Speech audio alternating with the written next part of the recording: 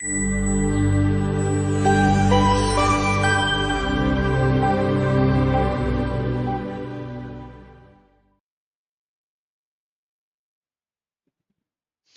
students, so welcome to our session today. Sorry, there was some issue, so I could not start on time, so starting a bit late. So let us discuss this essay writing and précis writing. A topic which a lot of students they fumble upon, they stumble upon this that how to do this. So they are stuck in this कि कैसे deal करना है? Is it the same way that we deal other questions or not?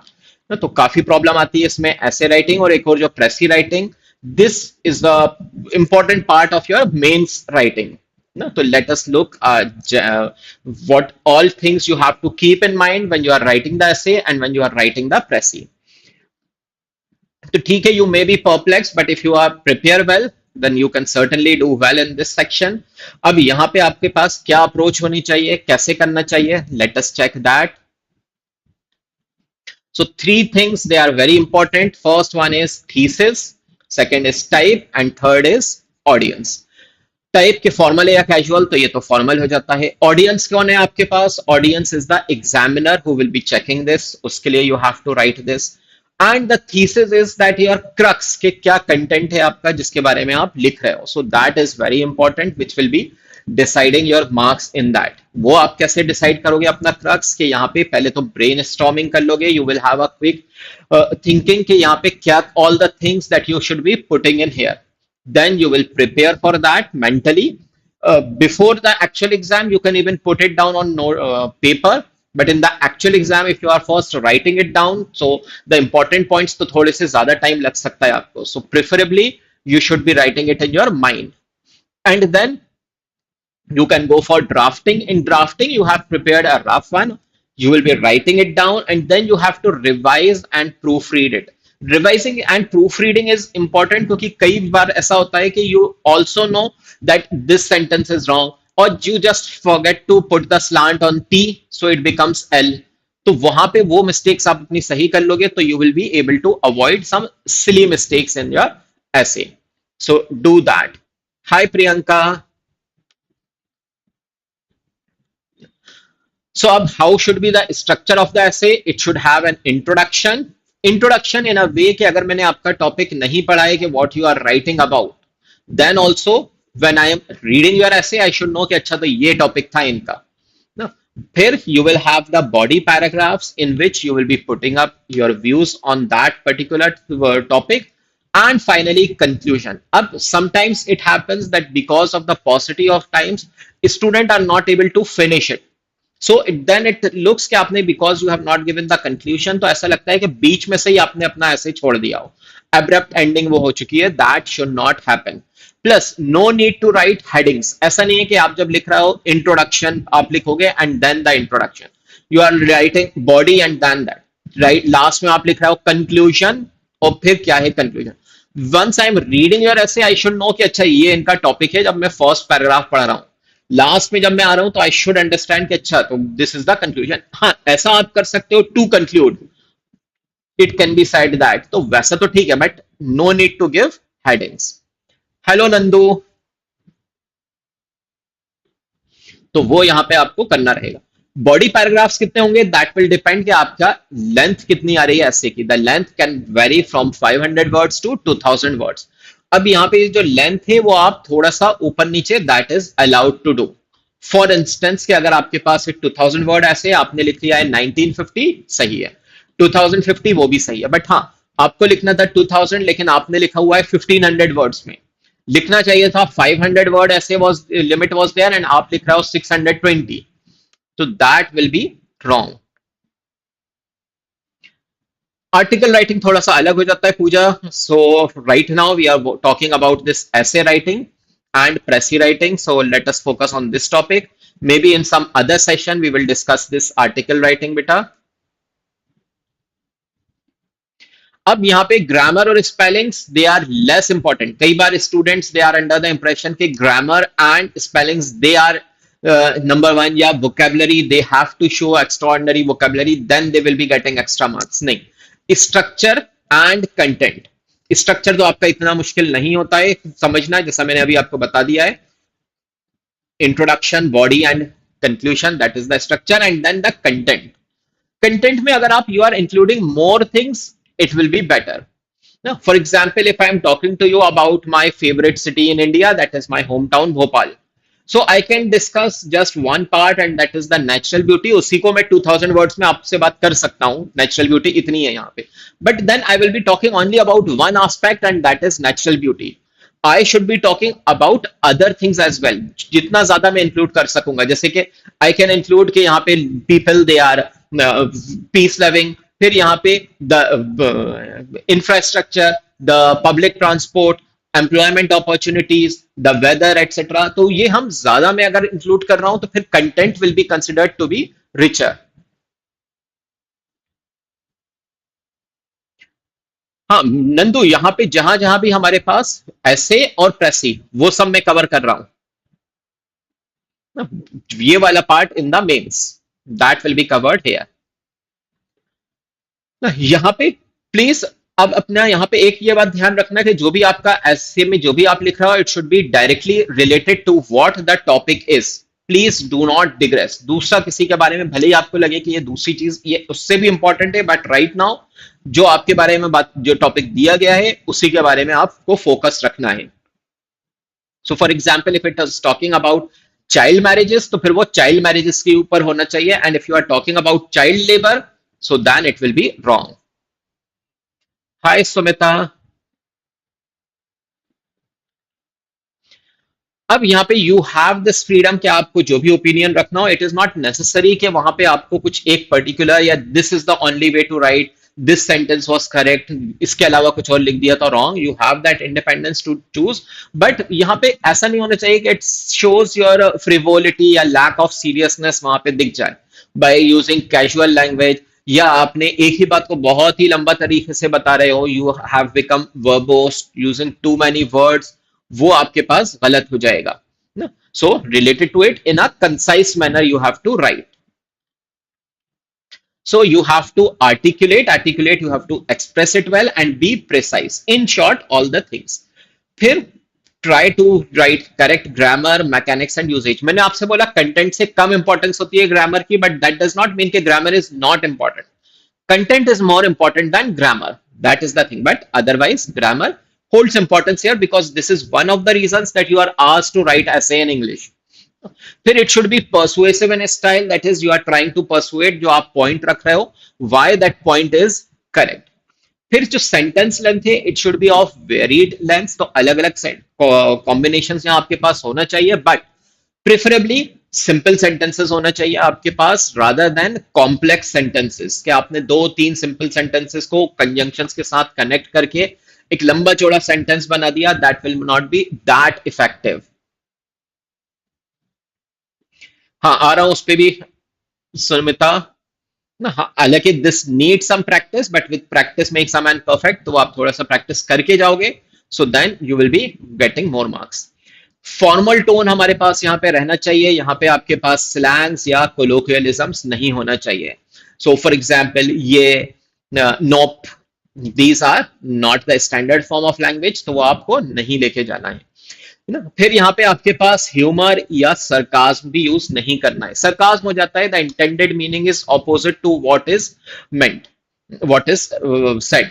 जैसे अगर आप class में late आए और मैं आपसे बोल रहा हूं कि आज तो आप टाइम से आ गए, तो यहाँ पे इट विल बी सरकास्टिक, तो यहाँ पे एग्जामिनर के साथ आपको सरकाज्म शो नहीं करना चाहिए।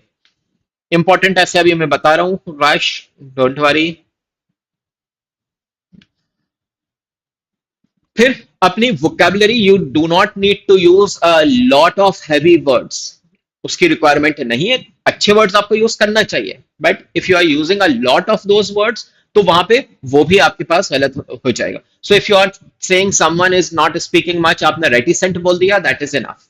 वहां पे आप बोल रहे हो कि he was an introvert, reticent person was speaking in a concise curt way, तो वो आपने एक ही बात को चार पांच तरीके से अलग अलग वर्ड्स लेके लिए, हैवी वर्ड्स के आपने सोचा कि रेटिसेंट भी ले लूं, इंट्रोवर्ट भी ले लूं, कंसाइज भी ले लूं, कर्ट भी ले लूं, तो वो that will not look good ना, तो उसका ध्यान करना।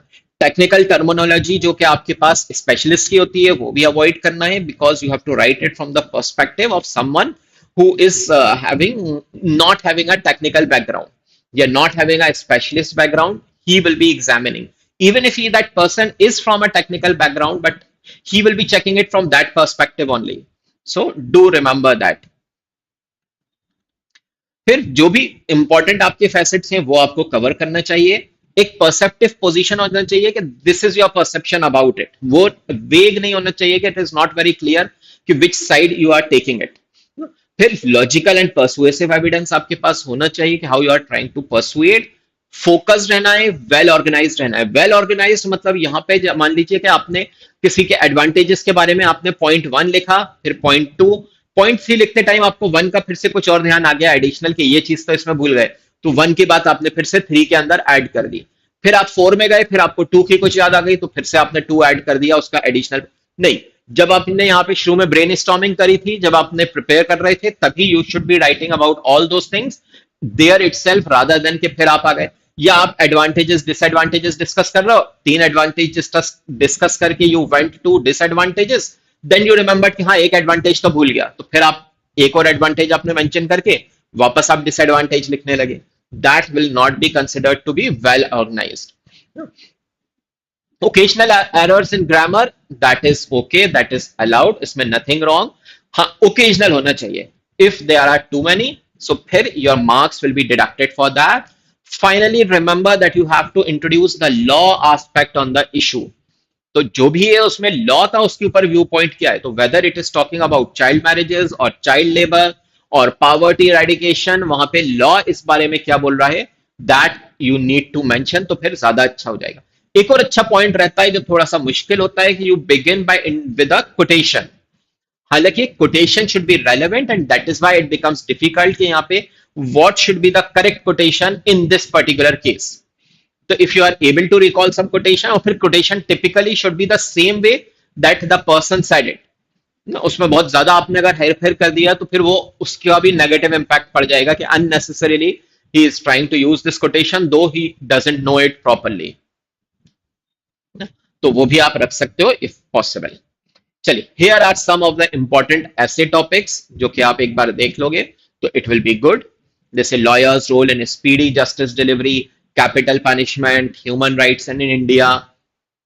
Have a quick look, you can pause the video and look at all these important essays that you may come across।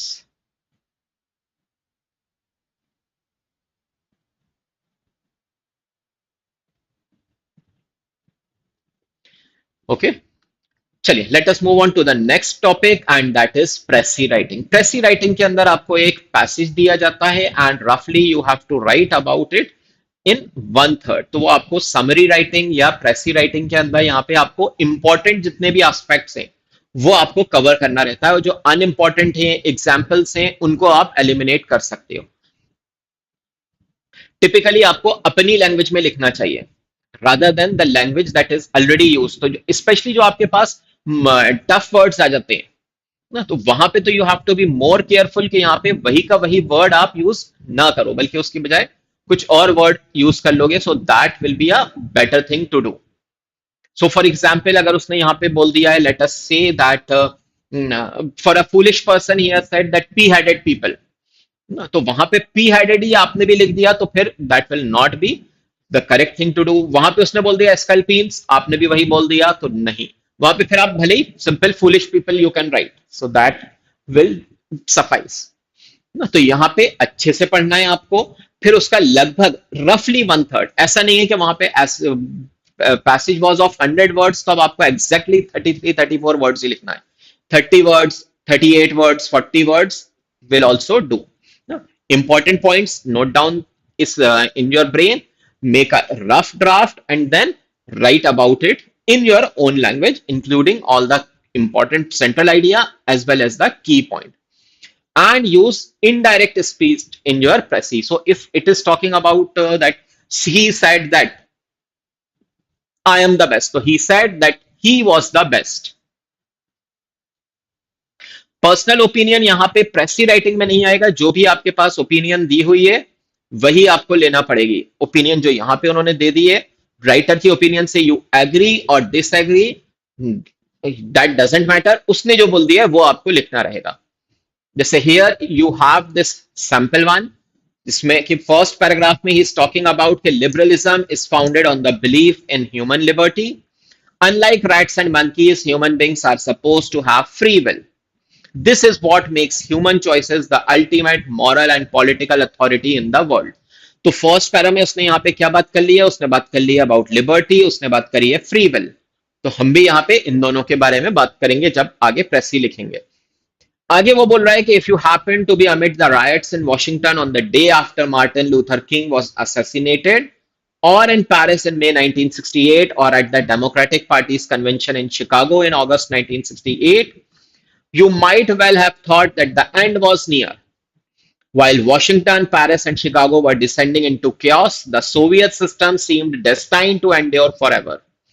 Yet, 20 years later, it was the Soviet system that collapsed. The clashes of the 1960s strengthened liberal democracy, while the stifling climate in the Soviet bloc presaged its demise. तो second में आपने क्या देख लिया कि वो बता रहे हैं कि यहाँ पे 1968 की अगर हम बात कर लें तो ऐसा लग रहा था कि यहाँ पे वेस्ट में बहुत ज्यादा क्योस चल रहा है, कंपेयर टू दैट यहाँ पे लग रहा था कि रशिया बड़ा अच्छा कर रहा है। बट बाद में क्या हो गया, हमने देखा कि यहाँ पे जो क्योस हो रहा था उसी की वजह से यहाँ पे डेमोक्रेसी जो थी वो इंप्रूव, जबकि यहाँ पे जो सोवियत सिस्टम था उसके अंदर जो स्टिफलिंग हो रही थी, जो दम घुट रहा था वहां पे, it was not allowing freedom, उसकी वजह से वहां पे वो डिमाइस की तरफ बढ़ रहा था। तो जस्ट सेकेंड पैराग्राफ के अंदर हम लिखेंगे तो we will be including these. तो ये अब तो हमने यहाँ पे फर्स्ट पैराग्राफ में बात कर ली थी लिबर्टी की और फ्री विल की, वही हमने रख लिया है। Human liberty defines liberalism, the concept of free will is exclusive to humans and gives us moral and political authority. Second के अंदर during the 1960s liberalism was undergoing a crisis in the west. तो individually नाम हमने नहीं लिखे कब कहां पे क्या राइट्स हुए थे, लेकिन वेस्ट में यहाँ पे क्राइसिस थी, chaos की जगह हमने क्राइसिस बोल दिया। Contrasted with the chaos in liberalism, the illiberal system in the Soviet Union seemed to be flourishing. This seemed to be flourishing हमने अपनी तरफ से ऐड किया, अपने वर्ड्स में लिया, सॉरी नॉट एडेड बट अपने वर्ड्स में लिखा। Rangaswamy, please English. Okay. However, in a matter of 2 decades, it was the Soviet system that collapsed while liberal democracy strengthened by adapting itself. So here we have given it in a very concise manner overall what these two paragraphs were telling you. The same thing is given here in our own words in short. So this is how you have to do. For this, you need to actually write it down. A lot of times students, they feel that I'm pretty good in English, so that is enough, or I will just see what is the structure and then I will go and write it down. Here, if you read a lot, so you will have more ideas to write about any topic that you are writing. Otherwise, you will face paucity of ideas, or you might be just writing about one idea in detail, when especially when we are talking about the essays. No, so that should not happen. Chaliye, so with this, I will be ending the session. This is the standard format for writing the essay and the précis. If you have any questions, so I am here for another maybe a minute. I will be here. Let me know if you have any doubts. Otherwise, do well and practice before going for the final exam.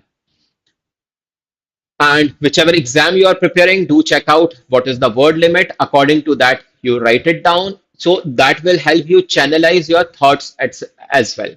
So once you go in the main exam, then you will be better adapted to go and write about that topic. So I hope now this is clear how to attempt these two type of questions.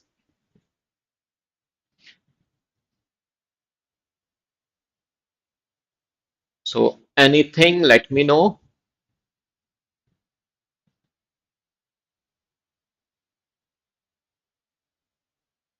Otherwise, I'm going to end it. Chaliye, so now I'm finishing it. Thank you very much for being with me. Bye bye.